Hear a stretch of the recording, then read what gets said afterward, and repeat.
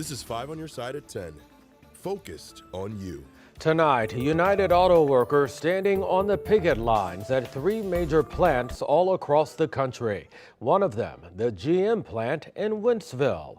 Thank you for joining us at 10 tonight. I'm Brent Solomon, and Allred has the night off. Tonight, U.S. Senate candidate Lucas Kunz is standing in solidarity with auto workers after failed attempts to reach a contract deal. 5 on your side's Diamond Palmer joins us live in Wentzville as the strikers continue to gain support. Fill us in, Diamond. Well, Brett, the GM plant here in Wentzville, a Ford plant in Wayne, Michigan, and a Stellantis plant in Toledo, Ohio are all striking, which makes them battlegrounds for change. And as you said, the mayor of Wentzville and Senate candidate Lucas Kunz came to show their support, standing side by side with these strikers, even bringing them pizza this evening. And these strikers just want their demands to be heard. United Auto Workers say they're holding the line for their livelihoods. So basically, they're 4-hour shifts, and we're here 24/7. So we're here.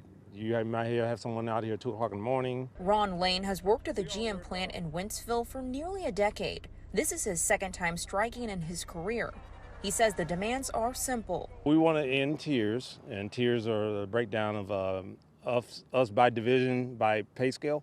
And we're fighting for higher wages, higher starting pay. Lane says what's also on the table are pension and retirement plans after they were removed from employee benefits years ago. He says it's all an effort to improve people's lives. Friday evening marked 24 hours since UAW workers have been on the strike. Politicians, including Lucas Kunz and the mayor of Wentzville, showed their support, but worry about the long-term effects it will have on the economy. You know, I'm praying that this doesn't last long. I mean, it's going to hurt the industry. It's going to hurt our community through the region and state, countrywide. It's all about solidarity and protecting the middle class. You know, what they're asking for is just to catch back up on really the sacrifices they made to keep these companies afloat. According to strikers, nearly 4,000 people work at the GM plant in Wentzville. Lane says they're ready to stay on the picket line for as long as they have to.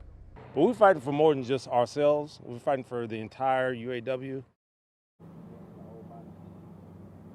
Now, strikers I spoke to off camera say that these first few days of the strike are crucial. That's when many of them will go to the local UAW 2250 hall and register for their strike pay. Many of them say that this strike pay is maybe 30 to 40% of their regular pay. Reporting live in Wentzville, Diamond Palmer, 5 on your side. All right, Diamond, thanks for that update. Time is money, and the longer the strike goes on, the more it can affect local automaker businesses and your wallet. Experts say strikes like this one disrupt the supply chain, meaning local auto shops will have to wait longer to receive car parts and new cars. One UMSL professor says the impact may not be seen right away, but could drastically change over time. I do not see it having very significant effects for the next week or thereabouts, but if this extends or expands, it can have absolutely devastating effects on many people. The automotive industry is one of our key industries here in the United States. 5 on your side reached out to a couple of St. Louis car dealerships. Bommarito says it planned for this and built up a supply of GM vehicles and parts to make sure their customers are taken care of. Well, another strike is looming for our area this month.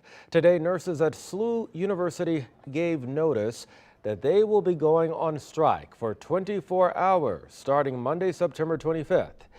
They have concerns about short staffing at the hospital, patient care, and even workplace violence. Nurses say the hospital failed to address their concerns. Negotiations have taken place since May, but they say still no progress. The hospital released a statement that reads in part, "We're disappointed. The National Nurses Organizing Committee has chosen to pull nurses away from patient care to participate in a strike rather than continue our discussions at the bargaining table." Tonight, police are working to identify 3 people killed in a head-on crash early this morning in Madison County. It happened on Illinois Route 4 at U.S. Route 40. Police say a car crossed the center line, crashing into another car. 2 drivers and a passenger died. Students at Sumner High School are mourning the loss of their classmate after a deadly shooting Wednesday night in North City. Someone shot and killed 16-year-old Antonio Thompson on Minerva Avenue in the city's Hamilton Heights neighborhood. Police have not released any information about suspects or even a motive. St. Louis Public Schools said this in a statement, quote, "Our hearts go out to his friends, family, and classmates." St. Louis Public Schools has counselors and other mental health professionals on site to help in any way they can. We first told you about construction delays on the Frank Scott Parkway. It has led to travel headaches due to missing supplies and even safety concerns. 2 months later, we went back to the scene to see if things have gotten any better. Here's our senior investigative reporter, Paula Vassan.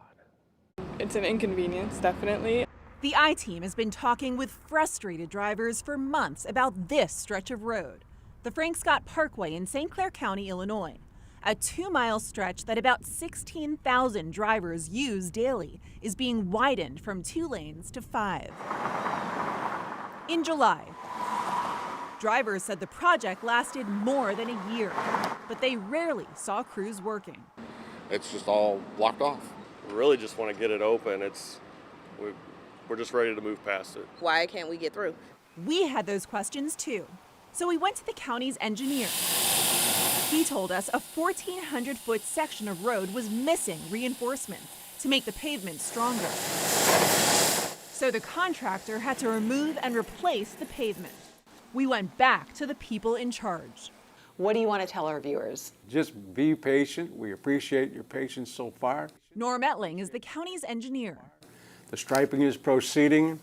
We started striping during the day, and we received several concerns about striping during the day was causing some confusion. So this evening, we're going to try to do some striping at night. After that, we've got some reflectors to put down and some signage, and we're very, very close. He also tells us the contractor is months ahead of schedule, which means not as much urgency to get the job done right now. But I get it, there's nobody out there every day. But we're so far ahead of schedule, it's really hard to push. For drivers, their patience is being tested. If that's the case, I just wonder why they don't, be more proactive with getting it finished quicker. The county engineer tells us he's hopeful the project will be finished by the end of the month. For the I-Team, Paula Vassan, 5 on your side. All right, thanks, Paula. Now, if you have a tip for her or the 5 on your side I-Team, you can leave a voice message on 314-444-5231 or even email paula@tips@ksdk.com. All calls and correspondence will be kept confidential.